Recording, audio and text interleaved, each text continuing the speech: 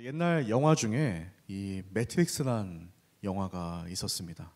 당시 그 영화가 되게 큰 센세이션을 일으키면서 최종 3부작까지 만들어지게 되었는데요.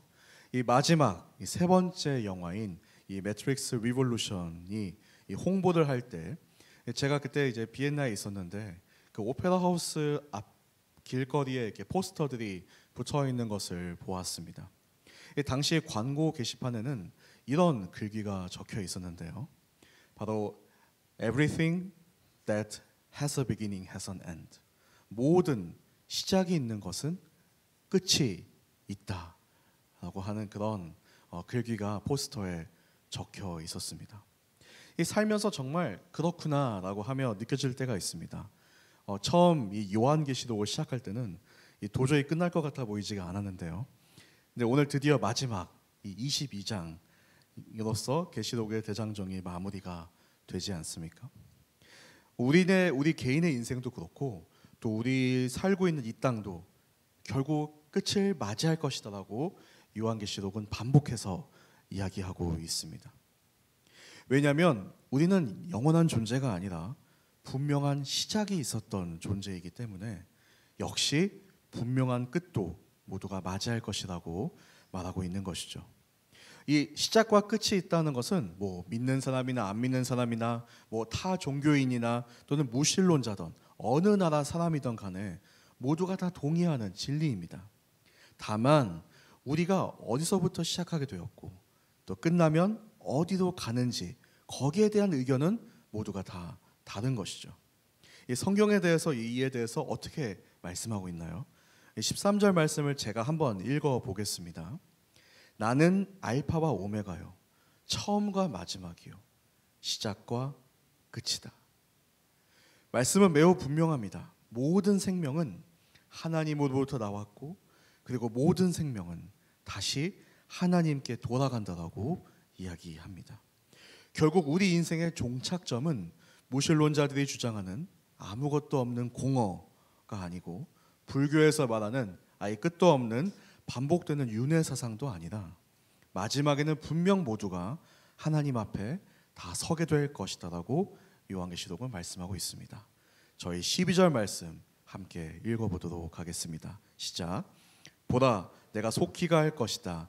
내가 줄 상급이 내게 있으니 각 사람에게 그 행한 대로 갚아줄 것이다. 아멘. 우리는 하나님 앞에 설 것이고 우리가 행했던 모든 행동들에 대한 상과 벌이 분명하게 있을 것이다라고, 심판이 있을 거라고 성경은 말씀합니다. 이 세상의 법정을 생각할 때 이 재판관이 내릴 수 있는 가장 큰 형벌, 극형은 아마도 사형일 것입니다. 그러나 온전한 정의가 이로써 실행되었는가 질문해 본다면 깊이 생각해 보면 절대 그렇지 못하다는 것을 깨닫게 됩니다. 생각해 보세요. 착한 사람도 결국은 죽게 되거든요. 선하게 살아도 병으로 죽을 수 있습니다. 아니면 갑자기 사고로 돌아가신 분도 종종 보게 됩니다. 그러니 여러 명을 살해한 살인범이든 아니면 수십만 명을 죽음으로 몰아넣었던 독재자든 만약 그들이 다른 의인들과 동일하게 그 인생의 끝이 죽어서 아무것도 존재하지 않는 허무의 상태로 돌아가는 것이라면 그것을 주장하는 것이 누가 됐던 간에, 그게 무신론이 되었던 또는 다른 종교가 되었던 간에 어떻게 보면 가장 비도덕적인 인생관을 사람들에게 심고 있는 것인지도 모르겠습니다. 결국 자신의 행동에는 아무 책임도 따르지 않는다는 매우 위험한 주장을 하고 있기 때문이죠. 그러나 성경은 하나님의 정의가 실제 존재한다고 말합니다. 그래서 이 땅에서는 우리가 나만을 생각하며 이기적으로 살아서 안 된다고 말하고 있는 것이죠. 이웃을 사랑하고 선을 행하는 것이 생각보다 훨씬 매우 중요한 일이라는 것. 왜냐? 하나님의 공의가, 정의가 살아있기 때문에, 심판이 죽은 후에 모두에게 있기 때문에 선하게 사는 것은 선택이 아니라 정말로 중요한 부분이라고 강조하고 있는 것입니다. 죽음 위에 도착하는 것은, 이후에 도착하는 것은 허무가 아니라 다른 생물체로 이 땅에 다시 태어나는 것도 아니라 하나님의 심판 때 내 스스로가 설 것이라고 말하고 있습니다. 이어서 우리 14절과 15절 함께 읽어보도록 하겠습니다. 시작. 생명나무를 취할 권리를 가지며 문들을 통해 도성으로 들어가려고 자기의 옷을 파는 사람들은 복이 있다. 그러나 개들, 점술가들, 음행하는 사람들, 살인한 사람들, 우상 숭배하는 사람들, 거짓말을 좋아하고 행하는 사람들은 도성 밖에 있게 될 것이다. 이 죽은 후에 영원한 생명을 얻기 위해서 마치 옷을 매일 빠는 것처럼 자신을 항상 정결하게 하며 거룩하게 하는 사람들은 복이 있다라고 말합니다. 그러나 죄인들은 절대 천국에 들어갈 수 없다라고 경고하고 있는 것이죠. 우리가 오늘 요한계시록을 마무리하면서 전 다시 한번 분명하게 여러분에게 몇 가지 정리해서 강조하고 싶은 것이 있습니다. 첫째로 천국과 지옥은 반드시 있습니다. 그리고 죽은 후에는 이 둘 중에 한 곳은 반드시 가게 될 것입니다. 이 무신론자들은 바로 이것 때문에 기독교를 비판합니다. 사람들이 신의 뜻대로 살지 않았다는 이유만으로 이 활활 타오르는 불을 준비해서 영원히 고통받는 지옥을 만든 이 잔인한 하나님을 왜 믿어야 하냐고 질문하는 것이죠. 그러나 정말 그럴까요? 내가 세상에서 아무리 악하게 살아도 죽은 후에 아무 벌이 존재하지 않는다는 그들의 주장이 저는 오히려 더 잔인하게 보입니다. 사랑하는 여러분, 우리가 어떻게 보면 먹고 살기 위해서 공부하고 일도 합니다. 그러나 그것이 인생의 전부가 아닙니다.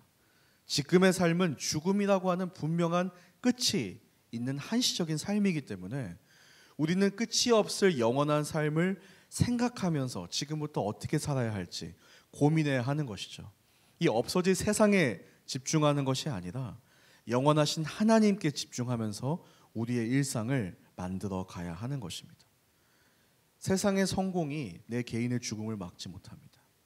이 선한 삶을 산다는 것은 단지 그냥 교양인으로서 선택할 수 있는 그런 고귀하고 멋진 라이프 스타일이 아닙니다. 이거야말로 정말 생존의 문제인 것이죠. 먹고 사는 것만이 생존이 아니라 거룩하게 사는 것 또한 역시 진짜 생존의 문제인 것입니다. 자, 근데 여기서 매우 주의할 것이 하나 있습니다. 무신론 못지않게 그들의 정반대편에서 이걸 또 악용하는 세력이 있습니다. 바로 이단들입니다. 종종 말씀드렸던 것처럼 이단들이 가장 사랑하는 책이 요한계시록입니다. 왜 그럴까요? 바로 이 공포심, 이 심판에 대한 것, 구원에 대한 이 공포심을 이용해서 자신들에게 과도한 헌신을 요구하고 있기 때문인 것이죠. 이 세상 어차피 떠날 것이니 세상 등지고 자기네 집단에게만 충성하라고 요구하고 있습니다. 그러면 천국 갈 것이다 라고 이야기하면서 예수 그리스도의 십자가로 구원받는 것이 아니라 착한 행위로 구원받는다며 사람들을 결국은 자신들의 노예로 만들어 버립니다. 그래서 이단은 오늘 본문의 18절 19절을 너무나도 좋아합니다. 제가 이단 막 그런 그 교주들의 그 설교를 한번 들어본 적이 있어요. 근데 보면 항상 빼놓지 않고 하는 말이 이 18절과 19절이에요. 이건 제가 한번 읽어드리도록 하겠습니다. 나는 이 책의 예언의 말씀들을 듣는 모든 사람에게 증언합니다. 누구든지 이 말씀들에 어떤 것을 더하면 하나님께서 이 책에 기록된 재앙들을 그에게 더하실 것입니다. 그리고 누구든지 이 예언의 책의 말씀들로부터 어떤 것이라도 없애버리면 하나님께서는 이 책에 기록된 생명나무와 거룩한 도성에서 그의 몫을 없애버리실 것입니다. 자, 하나님의 말씀을 더하거나 빼지 말고 있는 그대로 믿으라는 이 구절을 이단들은 어떻게 악용하나요? 이렇게 악용하는 거죠. 자, 여러분 요한계시록 잘 아시나요? 다 외우고 계세요? 한 절 한 절 다 외워야 돼요. 오늘 말씀에 뭐라고 써 있죠? 한 절에도 못 외우면 어떻게 된다고요? 천국에 못 간다고 그렇게 이야기하는 거죠. 이거 다 알아야 됩니다. 한 절도 빼먹으면 큰일 나는 거예요 라고 말하면서 자신들의 그 주장들을 펼치고 있는 것이죠. 자, 근데 그들에게 저도 똑같은 이야기 하고 싶습니다. 제발 모든 절들을 다 다루라고요. 바로 앞절 17절 우리 이거는 같이 함께 읽어보도록 하겠습니다. 같이 읽겠습니다. 시작. 성령과 신부가 오라고 말씀하십니다. 이 말을 듣는 사람도 오라고 외치십시오. 목마른 사람은 오십시오. 원하는 사람은 생명수를 값없이 받으십시오. 값없이 생명수를 받으라. 성경은 말하고 있죠. 바로 앞절입니다. 우리의 행위가 아니라 오직 예수 그리스도의 십자가의 구원과 부활 안에서 우리는 참된 생명을 값없이 받게 되는 것입니다.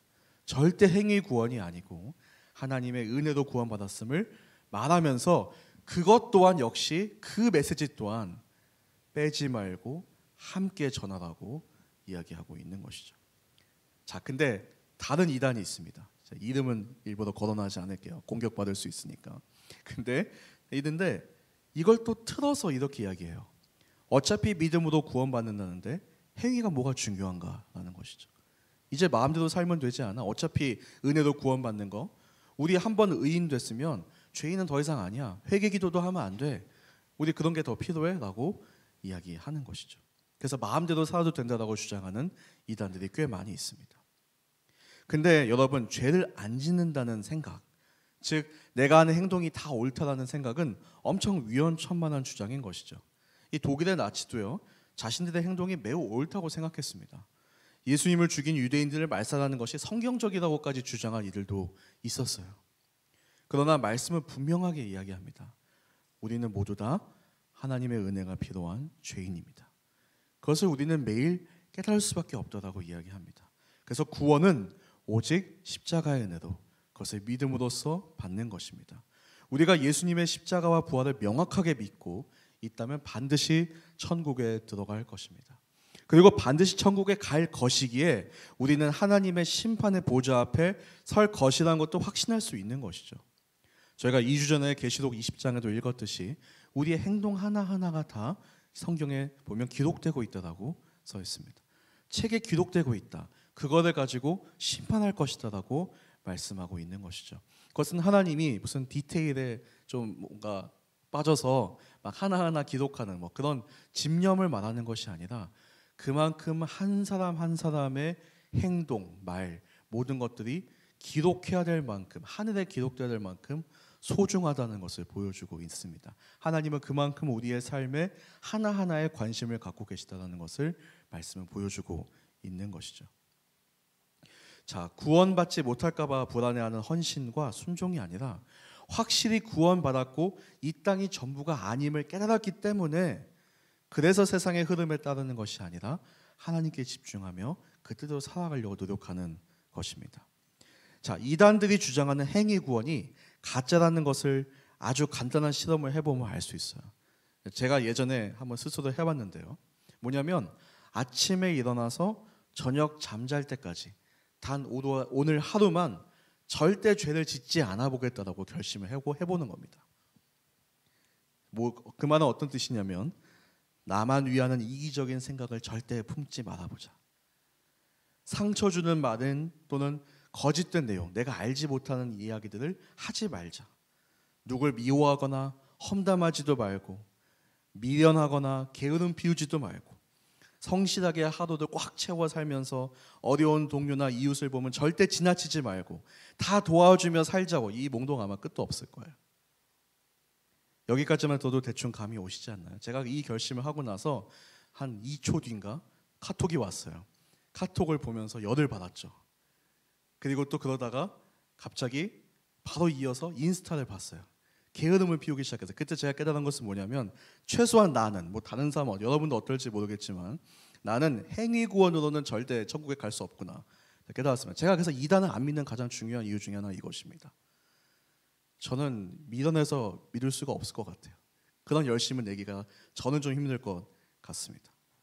오히려 행위 구원이 유일한 길이라면 차라리 그냥 막 살 것 같아요. 어차피 천국은 들어가기 힘드니 지금 인생이라도 천국처럼 살자고 그렇게 생각할지도 모르겠습니다. 자, 거룩한 삶에 대한 끝없는 동기부여는 구원이 확실하게 믿음으로 주어졌을 때만 가능한 것입니다. 거룩함은 두려움에서부터 시작하는 게 아니라 확신에서부터 시작하는 것이죠. 왜냐하면 천국에 확실히 갈 수 있기 때문에 선한 삶을 사는 것이 우리에게 너무나도 유익한 것이죠. 그게 가치 있다고 느껴지는 것입니다. 앞서 보았듯이 착하게 살던 악하게 살던 모두 동일한 죽음이란 결과만 있다면 굳이 우리가 힘들게 선을 택해야 될 이유가 있을까요? 천국과 지옥이 있어야, 삶의 시작과 끝이 있어야 우리의 인생은 비로소 선하게 살아갈 가치가 생기는 것입니다. 자, 이제 요한계시록 이 대단원의 마지막 단 두 구절만을 남겨놓고 있습니다. 이 구절 읽으면 이제 끝나는 거예요. 제 설교는 안 끝나지만 구절 읽는 건 끝납니다. 20절과 21절 함께 우리 읽어보도록 하겠습니다. 시작. 이 모든 것을 증언하신 이가 말씀하십니다.